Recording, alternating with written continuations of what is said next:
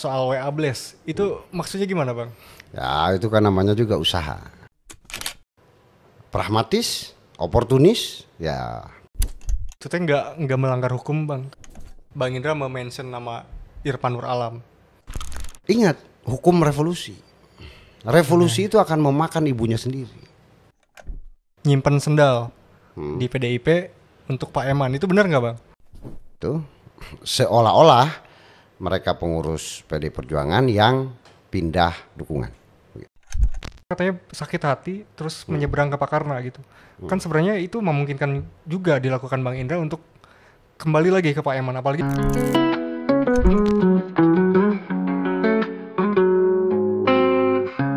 Bang Indra di beberapa bulan yang lalu sebelum Bang Indra menjadi kuasa hukum, sebelum Bang Indra masuk ke tim pemenangan 02, sebelum ada politik Majalengka juga, mungkin Bang Indra ingat kita pernah ngobrol di ruangan yang sama, tapi waktu itu kita ngomonginnya 80% tentang kehidupan dan 20% tentang politik. Nah sekarang mau dibalik nih Bang. Jadi saya ingat waktu itu Bang Indra tuh adalah salah satu orang yang pertama kali mendorong Pak Eman Suherman untuk maju menjadi bupati.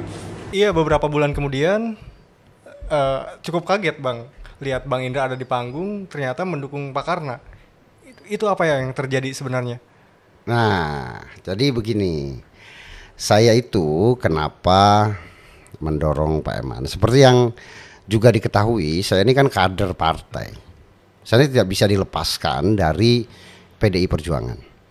Nah, kenapa saya mendorong Pak Eman? Pak Eman sendiri itu kan secara genetik, saudara-saudaranya juga kan di PDI Perjuangan. Tadinya saya berpikir bahwa Pak Eman ini akan maju dari PDI Perjuangan, begitu. Makanya kemudian saya mendorong Pak Eman untuk maju dalam kontestasi pilkada, tapi dari PDI Perjuangan. Nah, kemudian ketika tanggal 20 April persisnya itu terakhir pendaftaran calon bupati di PDI Perjuangan. Ternyata Pak Eman tidak berkenan untuk mendaftar di PDI Perjuangan. Nah, ketika Pak Eman tidak berkenan mendaftar di PDI Perjuangan, maka kemudian saya yang mendaftar untuk mencalonkan diri menjadi wakil bupati saat itu. Ketika Bang Indra daftar tuh ada sebuah teori nih Bang, nggak tahu nih bisa dikonfirmasi dulu sama Bang Indra bahwa Bang Indra itu adalah nyimpen sendal di PDIP untuk Pak Eman, itu benar nggak Bang?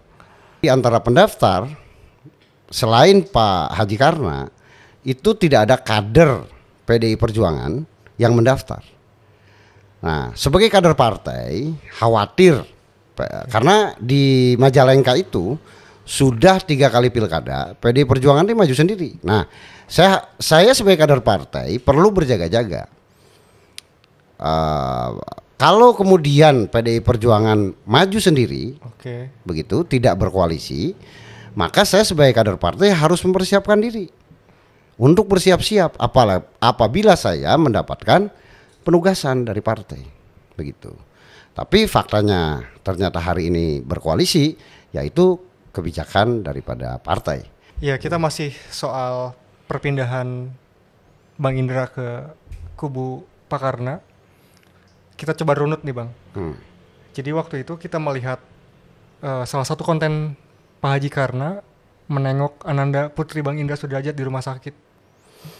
Karena itu Bang? Pak Haji Karna menengok putri saya ke rumah sakit itu setelah saya mendaftar sebagai calon. Setelah mendaftar.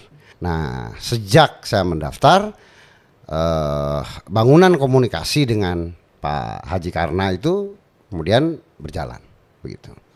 Nah, kemudian Pak Haji Karna menengok putri saya ke rumah sakit. Itu setelah saya mendaftar. Soal WA Blast, itu maksudnya gimana Bang?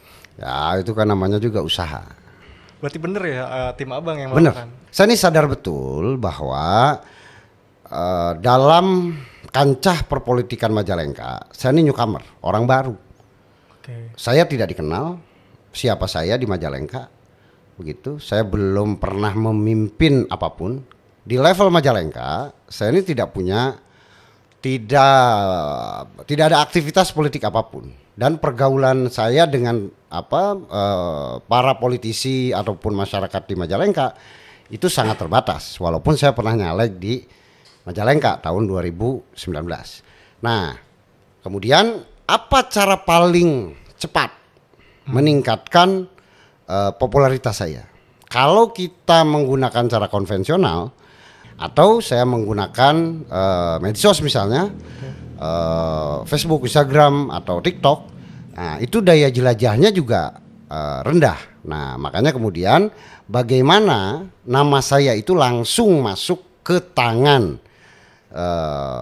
masyarakat, maka kemudian saya memutuskan memakai WA Blast begitu. Itu teh nggak melanggar hukum bang, karena mungkin ada syarat privasi. Saya mendapatkannya juga dengan legal. Oke. Mendapatkan nomornya juga dengan legal. Dari mana saya mendapatkan nomor? Saya mendapatkan nomor dari grup-grup WA. Saya kan ikut di grup WA. Berbagai grup WA. Ada grup perangkat desa, ada grup pendamping desa, ada grup obrolan Majalengka yang isinya macam-macam tuh, ada pegiat media sosial, ada macam-macam. Kemudian kan nomornya saya ambil tuh, begitu. Karena dengan orang mengikuti grup itu, artinya dia sudah melepaskan privasinya, begitu. Okay. Dan nomor itu bisa diakses publik, begitu. Dengan dia ikut dalam grup-grup WhatsApp itu. Singkat cerita, Bang Indra tidak dipilih nih oleh Pakarra, oleh partai gitu. Dan akhirnya PDIP berkoalisi dengan PKS. Kecewa nggak bang itu? Sama sekali tidak kecewa. Sebagai kader partai, seperti yang tadi saya bilang, saya bersiap seandainya partai PDI Perjuangan maju sendiri. Tapi begitu PDI Perjuangan memutuskan untuk berkoalisi, itu kan perintah dari DPP partai. Nah, sebagai petugas partai, sebagai orang, sebagai kader partai, ya, saya harus ikut terhadap keputusan partai, keputusan DPP partai. Begitu. Ketika partai memutuskan berkoalisi, saya ikut. Ya kan, seperti yang kita ketahui bahwa calon-calon wakil Pak Eman yang tidak terpilih itu kan menurut orang-orang katanya sakit hati terus menyeberang ke Pakarna gitu. Kan sebenarnya itu memungkinkan juga dilakukan Bang Indra untuk kembali lagi ke Pak Eman, apalagi kan dengan track record tadi seharusnya gampang-gampang saja kan kembali ke Pak Eman. Sebenarnya mudah, karena jujur saja saya ini bersama Pak Eman cukup lama ya, gitu. Dan ya diskusinya juga cukup panjang begitu. Nah, tapi sebagai kader partai, lagi-lagi loyalitas saya ini terhadap institusi, loyalitas saya terhadap partai, bukan terhadap orang. Oke. Begitu. Karena orang tuh bisa berganti-ganti. Orang itu bisa setiap saat berganti. Berapa lama sih jabatan seorang bupati? Hanya 5 tahun. Tapi partai politik, institusi, saya kira konyol ketika saya memilih loyal ke orang daripada loyal terhadap partai. Saya memilih loyal terhadap partai karena orang itu akan silih berganti, begitu. Tapi partai politik, ya itu akan berjalan selama republik ini ada. Iya, di ruangan ini juga Bang Indra ada satu quotes dari Bang Indra yang saya inget banget. Walaupun rekom turun ke sendal jepit. Loyalitas saya itu terhadap institusi, bukan terhadap orang. Mau orangnya siapapun, selagi itu dicalonkan oleh PDI Perjuangan, saya pasti mendukung. Ya, dari obrolan kita kan kita sama-sama mengetahui bahwa Bang Indra adalah kader PDIP sejati gitu. Kecewa nggak Bang harus berkoalisi dengan PKS? Nggak kecewa. Kenapa nggak sendiri aja? Saya sama sekali tidak kecewa. DPP partai itu pasti dengan pertimbangan-pertimbangan memutuskan berkoalisi dengan siapa, maju sendiri atau berkoalisi, pasti itu dengan pertimbangan-pertimbangan. Nah, dan pertimbangannya juga pasti tentunya komprehensif, tidak hanya pertimbangan elektoral semata, tapi juga ada pertimbangan-pertimbangan lain. Nah, bagaimana survei menjadi pertimbangan, bagaimana apa namanya tuh, karena kondisi masyarakat ini kan berubah, bergeser. Masyarakat ini tidak statis, tidak seperti tumbuh-tumbuhan. Nah, kalau katakanlah 2008, 2013, 2018 PDI Perjuangan maju sendiri, mungkin kondisi objektif saat itu PDI Perjuangan mengharuskan maju sendiri dan memungkinkan untuk maju sendiri. Tapi mungkin kondisi objektif hari ini DPP partai memandang bahwa ini perlu berkoalisi. Ya, menurut hemat Bang Indra, kenapa DPP memutuskan untuk berkoalisi? Padahal kan nyaris tidak terjadi masalah apa-apa dengan PDIP di Majalengka gitu. Suara bertambah, kursi juga yang padahal katanya tumbangkan banteng 2024 semuanya turun, hampir semua di daerah turun, di Majalengka tetap gitu teh. Nah, begini Kang Tommy. Seperti juga kita perhatikan, Majalengka itu memutuskan berkoalisi dengan PKS kan sebelum ada putusan MK. Betul. Begitu, sebelum ada putusan MK. Nah, sebelum putusan MK itu, semangat daripada Kimples di Jakarta itu, para petinggi-petinggi Jakarta di bawah komando Mulyono Jokowi, begitu. Perjuangan ini bisa jomblo, bisa tidak punya pasangan. Bagaimana PDI Perjuangan ini kalau bisa sih tidak bisa mencalonkan, begitu. Dan partai-partai yang tergabung di KIM kemudian menarik beberapa partai lain menjadi Kimples. Nah, ini kan menjadi tantangan tersendiri buat PDI Perjuangan. Ini kondisi objektif ya. Nah, ini tantangan tersendiri menjadi bagi PDI Perjuangan. Nah, ketika Lengka awal coba dengan P3 ternyata tidak jadi. Kemudian dengan Gerindra tidak jadi. Kemudian dengan PAN juga tidak jadi. Nah, ini kan akibat dari intervensi Jakarta, intervensi KIM itu, sehingga membuat rencana-rencana koalisi dengan partai lain itu tidak terjadi. Nah, kemudian PKS bersedia, mungkin salah satu variabelnya sehingga DPP memutuskan berkoalisi dengan PKS itu. Jadi bukan karena PDI Perjuangan suaranya bertambah atau tidak, tapi bagaimana ini melawan Kimples, kan gitu. Nah, ini kesewenang-wenangan politik. Nah, ketika kita ada momentum bisa bersama dengan partai lain, bisa bersama dengan PKS, maka kemudian PDI Perjuangan mengambil pilihan bersama PKS. Dengan PKS yang nomor 1 dan nomor 2 berkoalisi juga 42% legislatif ya Bang. Tapi kenapa harus PKS gitu Bang? Kan kita tahu nih akar rumput PDIP dan PKS tuh orang bilang tuh berbeda, nggak bisa disatukan. Apakah ini bakal jadi tantangan sendiri buat Karna Koko? Sebenarnya kalau kita bicara jujur, hari ini partai politik yang mempunyai basis sampai akar rumput ya PDI Perjuangan dan PKS sedang bahu-membahu bekerja untuk memenangkan pasangan Karna Koko, begitu. Jadi kalau dikatakan bahwa PDI Perjuangan dan PKS itu berseberangan, tidak sehaluan, tidak sejalan. Nah, ingat, politik itu tidak ada musuh yang abadi. Dalam politik yang ada kepentingan. Karena hari ini kepentingannya sama antara kader PDI Perjuangan dan kader PKS akan bersama-sama untuk memenangkan pasangan Karna Koko. Bagaimana tanggapan Bang Indra soal dinamika politik Majalengka akhir-akhir ini?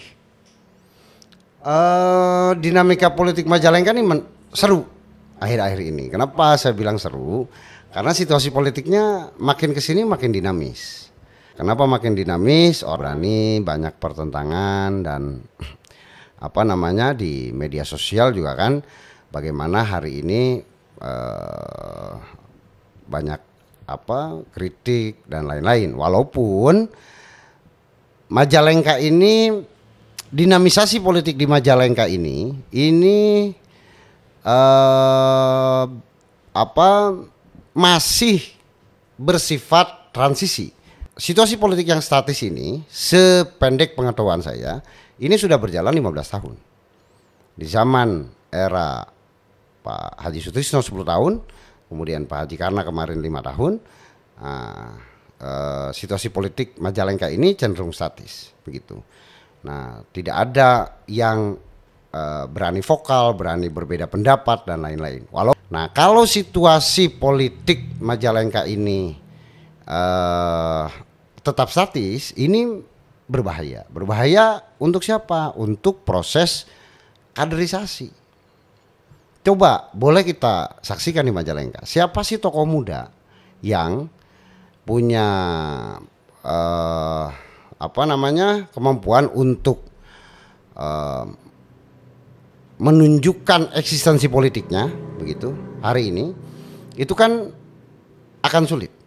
Kenapa? Karena ketika situasi politik statis yang mendominasi adalah kelompok-kelompok tua. Ya, dalam sebuah kesempatan Bang Indra mention nama Irfan Nur Alam. Emang apa hubungannya Irfan Nur Alam dengan kondisi politik Majalengka saat ini? Jadi begini, yang tadi saya sampaikan, situasi politik karena kaum tua yang berkuasa dan tidak ada kelompok muda yang berani untuk merubah tatanan. Nah, kemudian muncullah sosok Irfan Nur Alam. Nah, Irfan Nur Alam itu kemudian dia merubah, menggeser situasi politik yang statis menjadi dinamis, begitu. Nah, banyak kelompok-kelompok dengan eksistensi seorang Irfan Nur Alam ini merasa terganggu, begitu. Tapi juga selain terganggu, kemunculan Irfan Nur Alam ini juga memicu kelompok-kelompok muda ini untuk berani tampil, begitu. Ada yang melawan Irfan Nur Alam, ada yang menjadi kawannya Irfan Nur Alam, macam-macam kan. Kawan ataupun mau jadi lawan, yang pasti orang berani menunjukkan eksistensi dirinya, begitu. Nah, karena ini pemantiknya kan begitu. Pemantik dari situasi yang statis menjadi dinamis, gitu. Nah, karena Irfan Nur Alam ini tokoh muda yang pertama kali memunculkan itu, terjadi percepatan kultur yang tadinya dari kultur yang statis menjadi dinamis. Nah, karena terjadi percepatan kultur, yang namanya percepatan itu kan revolusi. Kalau perubahan yang lambat itu kan evolusi. Nah, terjadi perubahan yang sangat cepat. Ini saya pantau mungkin hanya sekitar 3 tahun. 3 tahun terakhir. 3 tahun terakhir ini. Kemudian ingat hukum revolusi. Revolusi itu akan memakan ibunya sendiri. Itu hukum revolusi. Irfan Nur Alam yang mencetuskan itu kemudian ya pasti menimbulkan ketidaksukaan begitu, yang pada akhirnya hari ini bisa kita saksikan bagaimana Irfan Nur Alam juga mendapatkan sandungan. Prinsipnya begini, kalau kita tidak ingin ada yang membenci, kita jangan ngapa-ngapain, gitu. Kalau kita ingin semuanya suka, ya kita nggak usah ngapa-ngapain. Begitu kita melakukan kerja-kerja politik, apalagi merubah sebuah kultur, pasti itu akan menimbulkan perlawanan. Orang hari ini menafsirkan, Irfan Nur Alam begini, Irfan Nur Alam begitu. Tapi faktanya tidak bisa kita pungkiri bahwa yang mendorong dinamisasi politik di Majalengka ini ya Irfan Nur Alam. Masih belum jelas nih Bang soal, ya sepengetahuan saya yang awam gitu Bang. Irfan tuh kan emang main politiknya di mana? Beliau kan hanya sebagai PNS yang kerja jam 7 pulang jam 5. Di mana peran politik? Peran politiknya memang posisi Irfan Alam ini kan jadi invisible hand. Dia orang yang ada di belakang karena politik itu saya bilang bahwa itu kan sangat luas ya. Tidak hanya soal partai politik, tidak hanya soal ini, tapi juga banyak hal di situ terkait kebijakan-kebijakan pemerintah dan lain-lain. Begitu. Tokoh muda yang akhirnya muncul kan adalah Adena Muhammad Ramdan. Tidak hanya Dena ya, termasuk Pak Haji Eman. Ini kan salah satu hasil dari dinamisasi politik tadi. Pak Eman juga seperti kita ketahui dia ini seorang birokrat, sekda. Kemudian pada hari ini dia mencalonkan diri menjadi calon bupati. Pak Eman ini kan tidak bisa dilepaskan dengan Pak Haji Karna. Betul. Begitu. Dia menjadi sekda, itu kan tanpa campur tangan bupati, tidak mungkin seorang ASN bisa menjadi sekda. Kan begitu.